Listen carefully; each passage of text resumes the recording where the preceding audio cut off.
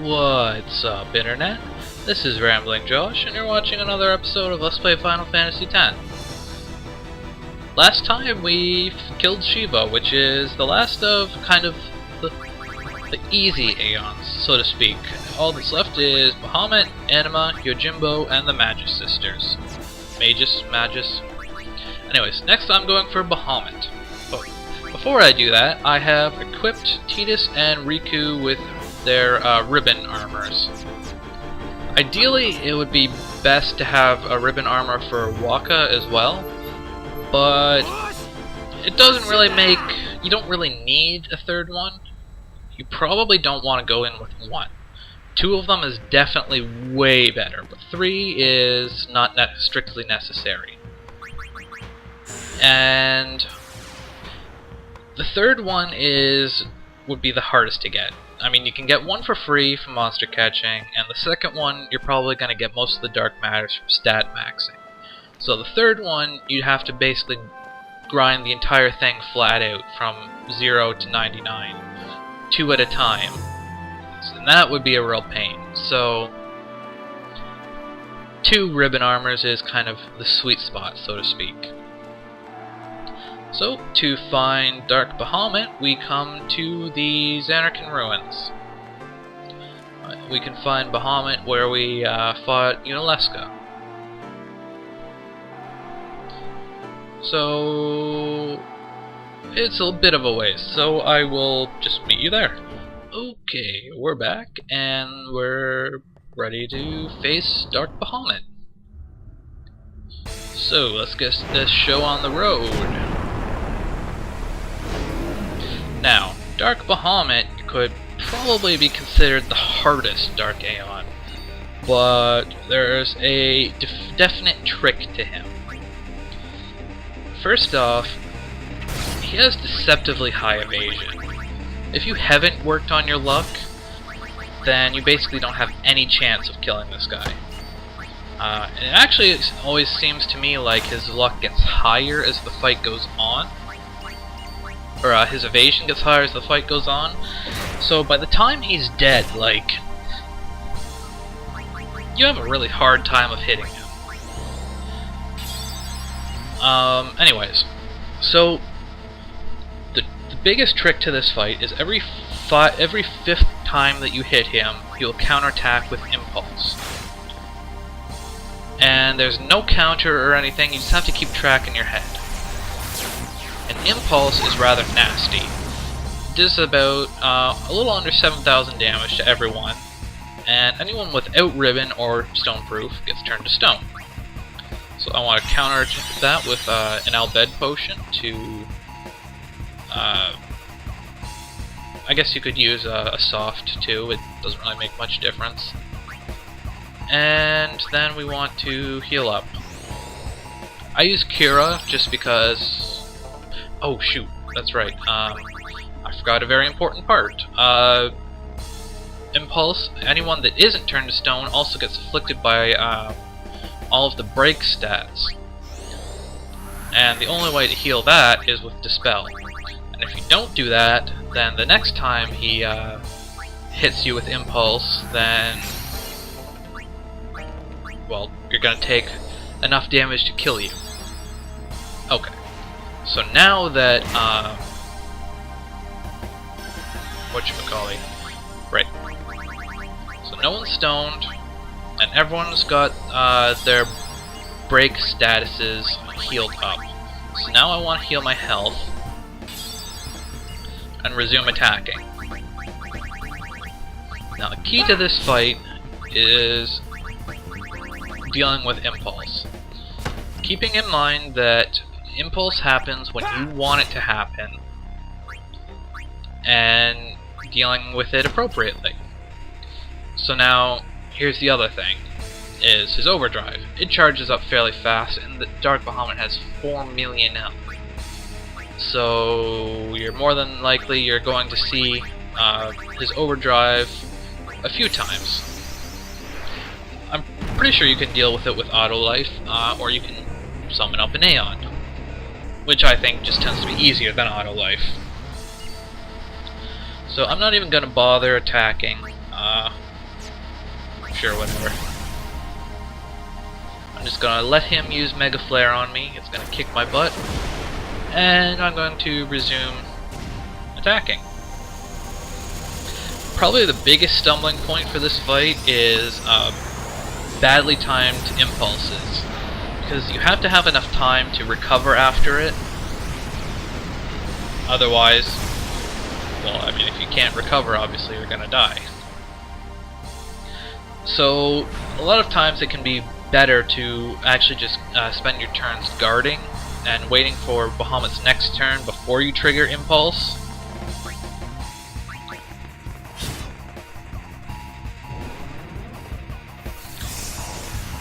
Oh, jeez. Riku's not in the group right now. So, but luckily I can de-stone both Waka and Yuna in the same turn with an Albed Potion. And I want to dispel Tidus before I forget. He doesn't have any attacks that hit everyone other than Mega Flare and Impulse.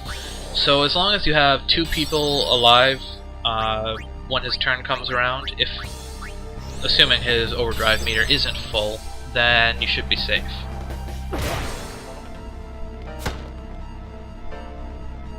And Waka has auto potion on his armor because he's just using a normal armor because he doesn't have auto phoenix.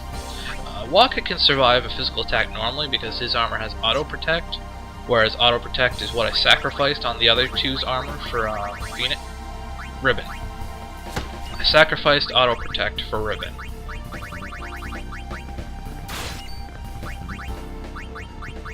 So now, just to be safe at this point, I think that's 3, but I've kind of lost count of how many times I've hit. So to be absolutely sure that I have enough time to counter Impulse, I'm just going to pass. And I'm actually going to heal up Waka real quick, because if someone who isn't immune to stone gets killed by Impulse, they get instantly shattered. So you have to make sure you have enough health to actually survive the damage from Impulse.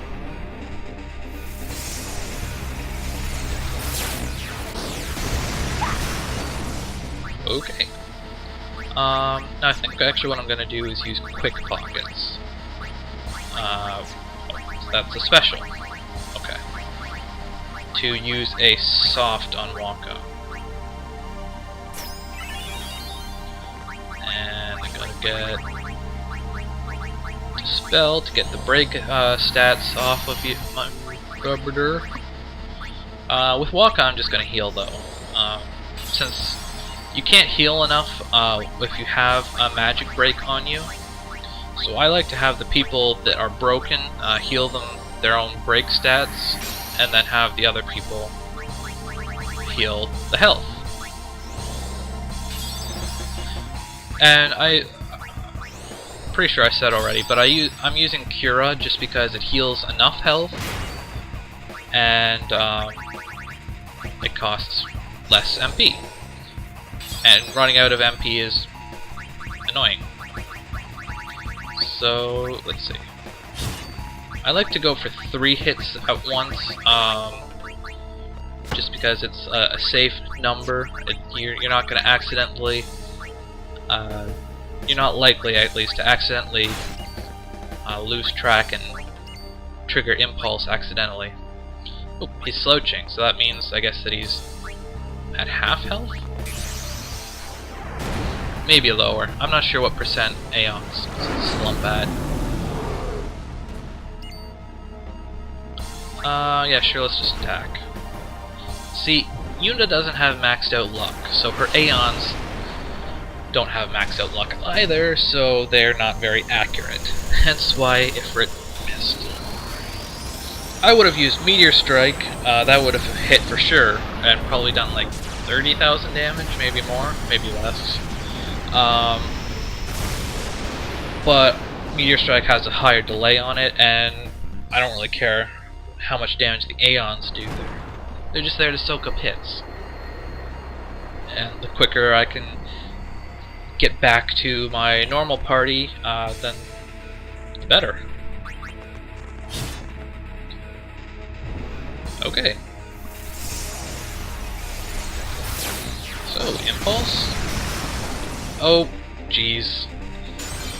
See, oh, that's not good. I didn't heal up Yuna beforehand, so she got shattered.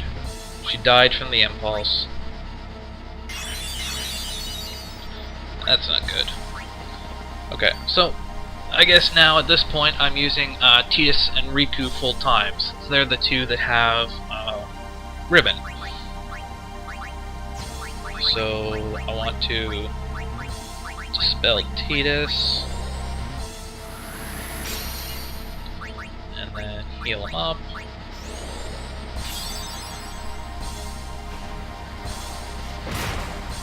Ow. Okay, heal Riku. This is going to make things take a bit longer and make things kind of a bit more dicey, but it should be doable. I guess I'm not going to be able to use Aeons to soak up hits, but I should be able to use Auto Life, and it's within the realm of possibility that I might be able to actually kill him before he gets a chance to use Mega Flare again. Oh jeez, how many hits have I done?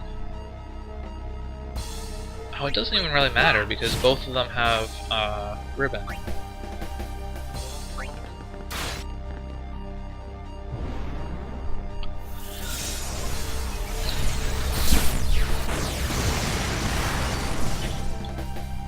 Okay, now I want to get myself back to good status, so heal up the break.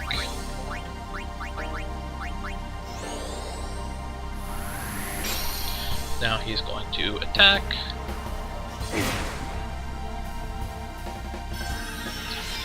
And I am just going to do a Mix Elixir.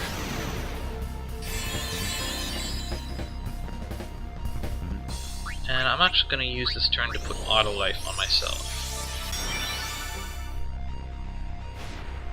I want to play it careful here.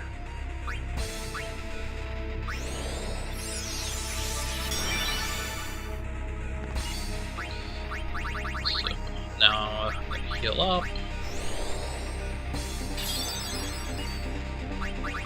And do some damage. Can't switch in Yuna.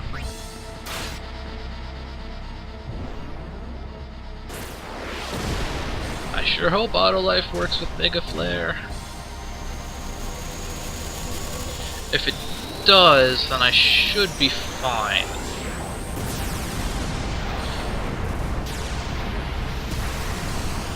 I'm guessing that he does Mega Flare about or that his overdrive fills up about once every 1,000,000 damage. Oof, that's good. Okay, so now I gotta heal myself back up.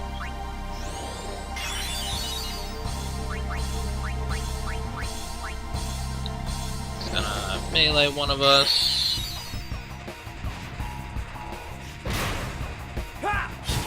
Ooh, I like counterattacks. Keep ourselves healthy. And let's get Auto Life back on. Even though I shouldn't strictly need it, it's probably for the better anyways. Can't be too careful.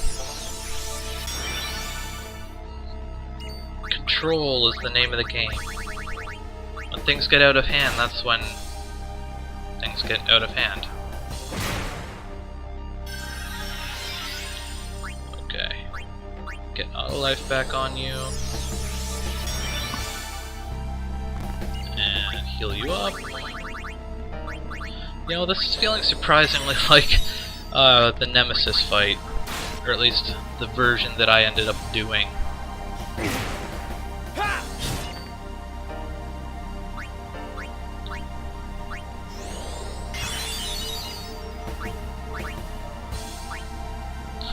I was just gonna say, I didn't sacrifice auto protect on these things, I sacrificed auto potion. Derp. That's gonna be an impulse. I think that should be the last impulse. So there's two of us, so we can survive one of us dying. We've got Auto Phoenix, so let's dispel.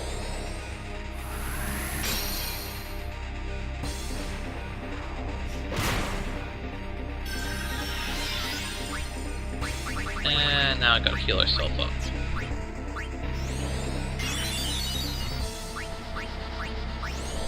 And I randomly switched to using Kiraga for no apparent reason.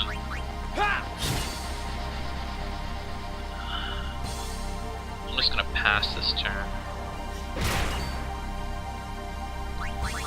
Let's use Quick Pockets to heal her up. Just a touch.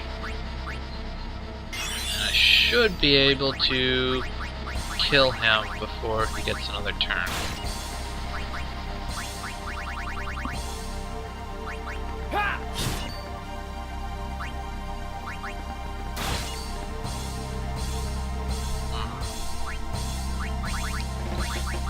I don't think Riku has auto life, so I'm gonna play it safe.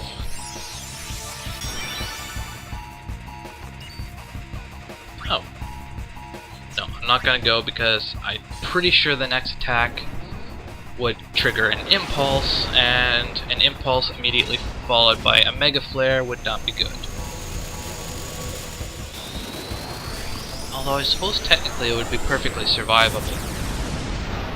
The impulse would just knock me down, and the Mega Flare would do tons of damage, but I have auto life, so I would survive.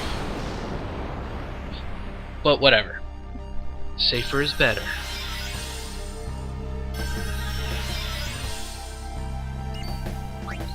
Okay. Quickly get auto life back up.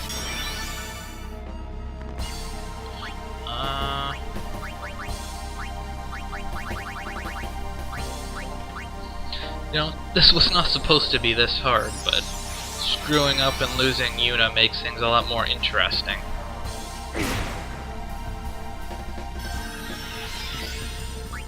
Okay, reestablish auto life on Tidus.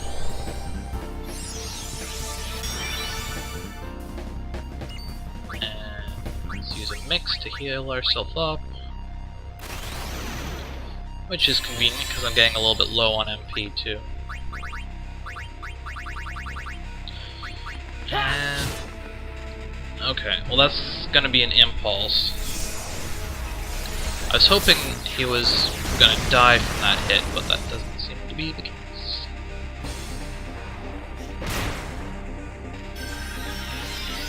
And that is why we want to not have the break stats on us. Well, at least her dying means I don't need to heal her break.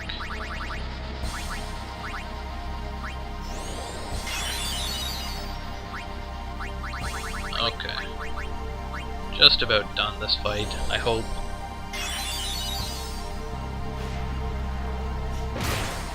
Ow. Man, you know, why'd you have to go and get shattered? I would use my overdrive, but I can't remember if this guy is even, like, vulnerable or susceptible at all to them.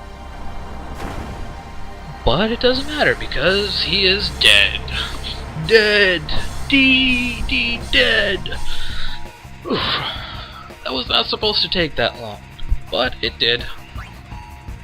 And that is about enough for today on Let's Play Final Fantasy X. More Dark Aeons tomorrow. Catch you later.